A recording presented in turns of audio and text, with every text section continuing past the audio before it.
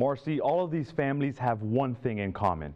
They say District Attorney Luis Saenz and other law enforcement entities are protecting their own, even if it means forgetting about loved ones who lost their lives, but they say they will continue to be their voice until justice has been served.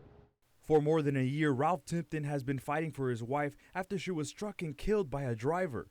They told me that they couldn't investigate my case because there wasn't enough money to do it, and it wasn't worth it. They spent over $300,000 arresting Tony Zaguirre for, they think he stole $300.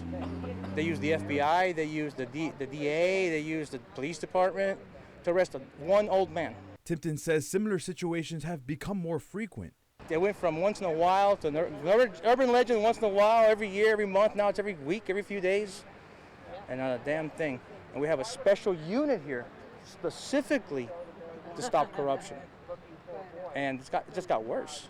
Tipton's story is just one of several that a large group of protesters say are being ignored or remain unsolved, and they have had enough. I believe that the truth needs to come out.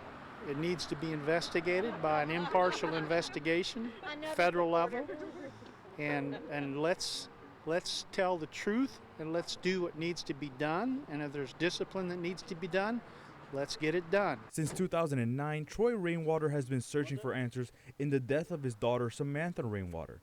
His daughter was with her friend Amy when the car they were in crashed with a second vehicle.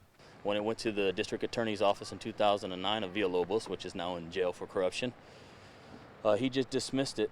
His assistant attorneys actually messed the police report up and speed investigation even worse and just dismissed it as an accident.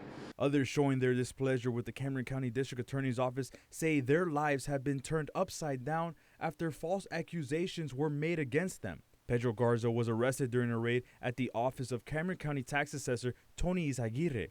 His case was later dismissed, but he says the stigma behind his arrest has left him unable to find a job and his family feeling the pain. Luis Saenz used and abused his authority as a district attorney to do what he did to me, and then turns around and dismisses the case. Garza says someone of position needs to be responsible for the countless families that have been affected. Who's going to turn around and charge him with his official misuse of his authority and his misconduct, what he's done to families, not just my families, but all these families.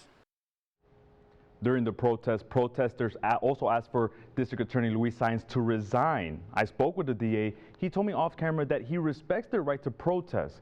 He says that in a year they try over 3,000 felony cases, some of which even he doesn't agree with the results.